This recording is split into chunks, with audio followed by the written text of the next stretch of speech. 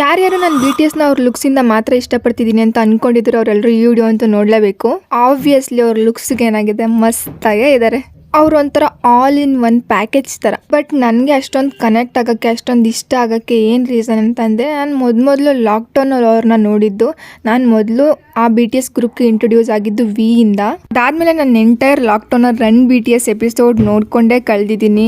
ಅವ್ರ ಪರ್ಫಾರ್ಮೆನ್ಸ್ ಒಂದು ಕಡೆ ಆದರೆ ಅವ್ರದ್ದು ಕ್ಯಾರೆಕ್ಟರ್ ಒಂದು ಕಡೆ, ಅವ್ರ ಬಾಂಡಿಂಗ್ ಆಗಿರ್ಬೋದು ಮತ್ತು ಆ ಹಂಬಲ್ನೆಸ್ ಆಗಿರ್ಬೋದು, ಅಷ್ಟು ಫೇಮಸ್ ಆಗಿದ್ರು, ಅಷ್ಟು ದುಡ್ಡಿದ್ರು ಅವ್ರು ಯಾವಾಗಲೂ ಡೌನ್ ಟು ಅರ್ತ್ ಇರ್ತಾರೆ. ಅದೇ ನಂಗೆ ತುಂಬ ಇಷ್ಟ. ಅದಕ್ಕೆ ನಾನು ಅವ್ರ ಜೊತೆ ಜಾಸ್ತಿ ಕನೆಕ್ಟ್ ಆಗೋಕ್ಕೆ ಆಗಿದ್ದು. ನೀವೇನಾದರೂ ರನ್ BTS ಎಪಿಸೋಡ್ಸ್ಗಳನ್ನ ಇನ್ನೂ ನೋಡಿಲ್ಲ ಅಂತಂದರೆ ಖಂಡಿತವಾಗ್ಲೂ ಒಂದ್ಸಲಿ ನೋಡಿ. ನಕ್ಕು ಸಾಕಾಗ್ಬಿಡುತ್ತೆ. ಆ ಫನ್ನಿನೆಸ್ಸು ಒಂಥರ ಚೆನ್ನಾಗಿರುತ್ತೆ. ನನಗೆ ಗೊತ್ತಿರೋ ಹಾಗೆ ತುಂಬ ಜನ ಆರ್ಮೀಸ್ ಅವ್ರಿಗೆ ಎಮೋಷ್ನಲಿ ತುಂಬಾ ಕನೆಕ್ಟ್ ಆಗಿದ್ದಾರೆ.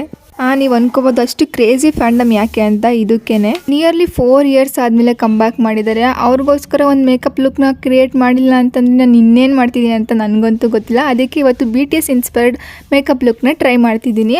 ಹಾಗೆ ರೀಸೆಂಟಾಗಿ ರಿಲೀಸ್ ಆಗಿರೋ ಹರಿರಾಂಗ್ ಆಲ್ಬಮಲ್ಲಿ ನಿಮಗೆ ಯಾವ ಸಾಂಗ್ ಇಷ್ಟ ಅಂತ ನಂಗೆ ಕಮೆಂಟ್ ಮಾಡಿ. ನನಗಂತೂ ಸ್ವಿಮ್ ಸಾಂಗ್ ಅಂತೂ ತುಂಬಾ ಇಷ್ಟ ಆಯಿತು. ಆದರೆ ಇನ್ಮೇಲೆ ನಿಮಗೆ BTSನ ಅವ್ರ ಲುಕ್ಸ್ ಮಾತ್ರ ಇಷ್ಟಪಡ್ತಿದ್ಯಾ ನೀನು ಅಂತಂದರೆ ಈ ವಿಡಿಯೋನ ಅವ್ರಿಗೆ ಸೆಂಡ್ ಮಾಡಿ ಮತ್ತು ಹೇಳಿ, ನಾನು ಲುಕ್ಸ್ಗೋಸ್ಕರ ಇಷ್ಟಪಡ್ತಿದ್ದೀನಿ, at least they got one but you don't ಅಂತ ಹೇಳಿ. ಓಕೆ, ಬಾಯ್ ಬನ್ನಿ ಬನೀಸ್.